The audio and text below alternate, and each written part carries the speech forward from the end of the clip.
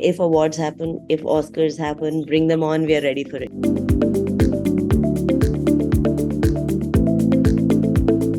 Hi Guneet, hi Kartiki, welcome on India.com.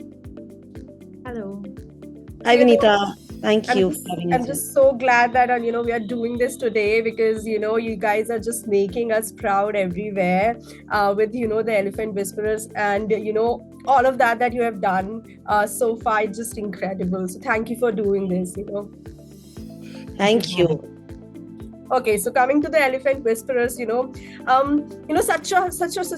a heartwarming story, such beautiful story, something that is our own, so it just makes you even more proud. I really want to know whose idea was it? How did you guys just come together? How did it all happen? Let's just start with that. I just want to say that I think it all began because I fell in love with Raghu. And that's where it all really began. And I was driving back from Ooty to Bangalore to collect my things and move back to my home in Ooty. I saw Bowman walking with Raghu.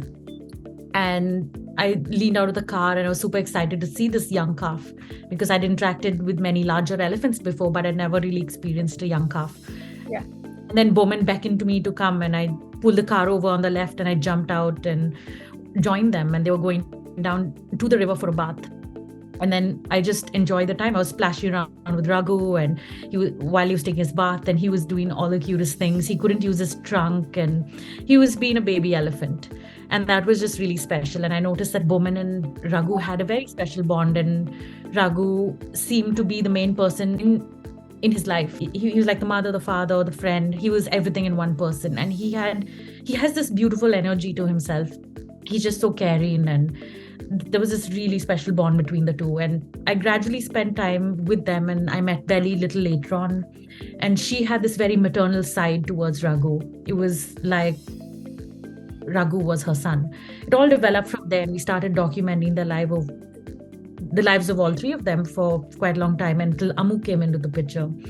And this gradually just went on for 5 years. And I think since the Asian elk losing its habitat at a very rapid pace, and Raghu is one such example, his mother was electrocuted and died instantly. So he is the perfect example of what's happening with climate change. And also, so I think that's one part of it. And I think I want people to really understand how beautiful elephants are, and how they can, and how we can recognize their traits and intelligence and how similar they are to us humans. So I think that was where this all originated, and I gradually wanted to show the special bond. Yeah. Guneet, how did you end up, believing in this story, because I think this has a universal appeal because a story about emotions and, a story which is about animals, the relationship, between animals and humans. I think this is something which is universal. So did you have that in mind when you hear the story? Yes, of course. I mean, who can say no to baby elephants, right? Universally. Yeah. But for me, it is many folds. It is actually a very talented filmmaker behind it.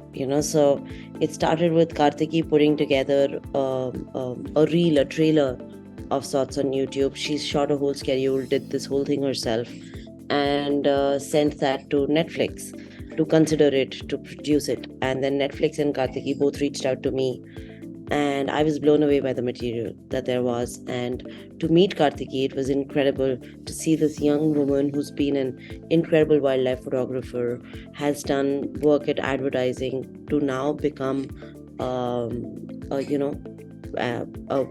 documentary filmmaker. And when we say documentary filmmaker, this is verite, which is following the story over the years, following the same people, the elephants, so it's actually very hard because Kartiki went on a journey of 450 hours of footage, and then to bring it down to put together a whole film. So for me, the story was many folds. It is a sacred film. It's selfless. It's a bond between animal and humans. It's just such an important story of today's times. And then to have this incredible filmmaker behind it who who had so much empathy for this story. So, coming to both of you, how excited and how confident are you about the Elephant Whisperers going to Oscars? Of course, the shortlist, the nominations are going to be out soon. So what is happening there? We are very grateful. We are very grateful for the journey. It's always about the journey. It's always about, we are very grateful for Netflix. We honestly feel like it's putting up a hoarding on the moon with having your film on Netflix, because the whole world can watch it in 190 countries, 223 million viewers. So many people can experience the story of Elephant Whisperers, which is a tribal story in South in India. So I think this partnership has been incredible. We are very, very grateful to be in the top 15 films in the world this year. If we make it to the nominations, it's beyond our dreams. It's incredible. But I just want to say that we're already very happy. So even coming to here, having the journey, having the space to tell the story over 5 years for Kartiki, over 3.5 years, so that journey was magical. That journey is something that we celebrate, and it's a bond that, a friend that I have for life, and a collaborator with Kartiki. So it's been all this encompassing. It's been a beautiful journey.